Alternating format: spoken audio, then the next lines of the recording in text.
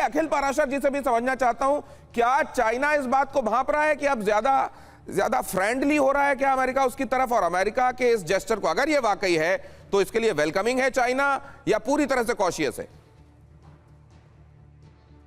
देखिए, इसके कई कारण हैं कि अमेरिका आज की स्थिति में अमेरिका का दबदबा उतना नहीं है जितना पहले हुआ करता था। आज अमेरिका की जो क्रेडिबिलिटी है वो गिर रही है। उसका बाकी देशों का जो अमेरिका के प्रति जो विश्वास है वो काफी कम हो रहा है। और अब तो जो ग्लोबल साउथ है वो अब अमेरिका की तरफ नहीं देखते, वो अब देखते हैं रशिया की तरफ, भारत की तरफ, चीन की तरफ, एशियन जो कंट्रीज है उनकी तरफ देखते हैं।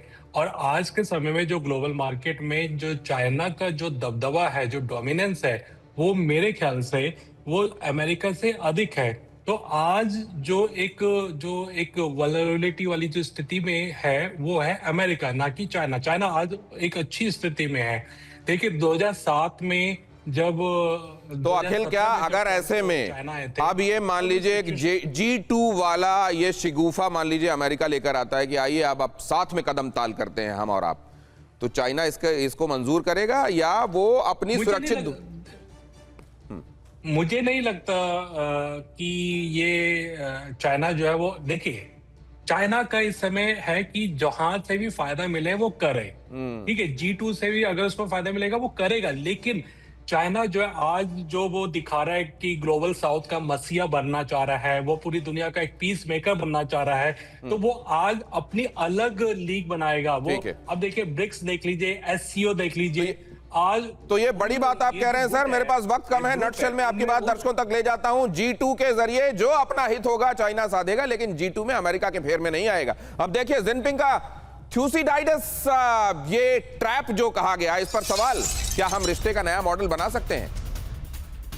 ये थ्यूसिडाइडस ट्रैप छोड़ देना चाहिए, शी जिनपिंग ने कहा। दुनिया को स्थिर रखने के लिए नया मॉडल हो, दो महाशक्तियों के बीच में नया मॉडल बने और युद्ध जैसी स्थिति ना बने। ये बात शी जिनपिंग ने डोनाल्ड ट्रंप को उनके मुंह पर कही। अब जरा देखिए यहां पर ताइवान को लेकर क्यों शी जिनपिंग इस समय डोनाल्ड ट्रंप के सामने मजबूती से ताइवान का मुद्दा रख रहे हैं, क्योंकि ये घाव पुराना है। 1954 से लेकर 1955 के बीच में यूनाइटेड स्टेट्स के 7वें बेड़े की तैनाती कर दी गई थी, जब चाइना ने धावा बोलने की कोशिश की थी स्ट्रेट ऑफ ताइवान के जरिए ताइवान पर। यही चीजें हुई थी तब, जब 1958 में एक बार फिर हुआ, यहां फिर 7वां बेड़ा अमेरिका का बीच में आ गया, वरना ताइवान यूनिफाई हो गया होता, चाइना ऐसा समझता है। 1995-96 में 2 एयरक्राफ्ट कैरियर यहां भेज दिए गए थे ताकि चाइना ताइवान को यूनिफाई करने के संदर्भ में स्ट्रेट को क्रॉस करके कोई धावा ना बोल दे।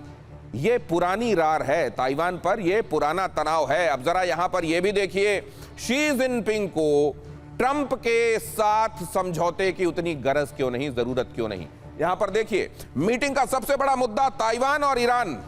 बेशक उसके बारे में उतनी बात ना हो रही हो, लेकिन अंदर यही हुआ है। शी ने ताइवान को सबसे संवेदनशील मुद्दा बता दिया, और जाहिर है डोनाल्ड ट्रंप की तवक्को यह थी कि तेहरान को लेकर ज्यादा बातचीत हो और हमारी बातें टो करे चाइना। चाइना ने अमेरिका को ताइवान पर चेतावनी दी और यह कह दिया कि इसको अगर ठीक से नहीं हैंडल किया गया तो बड़ा डेंजरस हो जाएगा। ट्रंप रिश्ते स्थिर करने और ट्रेड डील करने पर फोकस करते दिखाई दिए, जबकि शी जिनपिंग वो चाइना ने जाहिर है यही पोर्ट्रे किया कि ताइवान को हथियार देना कम कर दो तो ठीक रहेगा, वरना स्थितियां डेंजरस हो जाएंगी। अमेरिका चाहता है ईरान पर दबाव डाले, चाइना और होर्मुज को लेकर उसकी जो बातें हैं, उसके जो हित है वो ईरान के सामने रखे और ईरान वो बातें मान ले।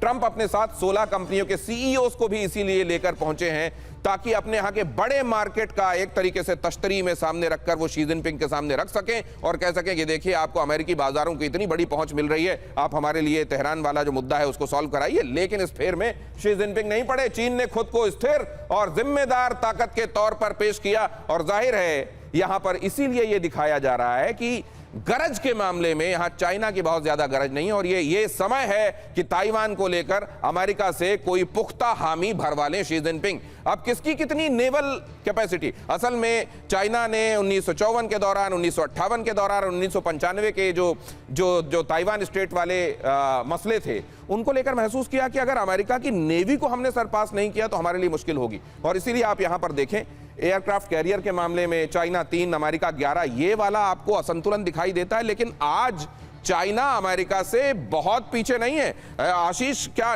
नेवी के मामले में, एयरफोर्स के मामले में, ओवरऑल मिलिट्री के मामले में चाइना और अमेरिका को कंपेयर किया जाए तो अमेरिका चाइना को क्या बहुत नीचे मानता होगा, आसपास मानता होगा, कहां मानता होगा? देखिए, दो पैरामीटर्स हैं। एक तो प्योर नंबर्स पर आप जज कीजिए, तो नंबर्स में तो जाहिर सी बात है कि चीन थोड़ा सा पीछे ही है, लेकिन एक दूसरा बड़ा पैमाना है, क्योंकि अमेरिका की जो आर्म फोर्सेस रही हैं वो जनरली कभी अफगानिस्तान, कभी वियतनाम, कभी इराक और अब ईरान, फिर बीच में वेनेजुएला भी गए थे। तो ये एक बैटल टेस्टेड वाली चीज़ें बहुत मैटर करती हैं कि भले ही असला बारूद थोड़ा कभी कम पड़ रहा होगा, कभी ज़्यादा हो रहा होगा, कभी MIC कॉम्प्लेक्स बीच में आ रहा होगा, लेकिन उनकी चर्निंग, प्रैक्टिस, डिप्लॉयमेंट वो बहुत ज़्यादा मैटर करती है और उस मुकाबले चीन दूर दूर तक नहीं है। कुछ साल और लग जाएंगे उसे उस टक्कर वाले लेवल पर आने के लिए। लेकिन अब वो पुराना अमेरिका भी नहीं है, ये बात भी अपने आप में तय है। और ईरान ने होर्मुज के पास मर्चेंट शिप को कब्जे में लिया, ये खबर भी देख लीजिए जरा।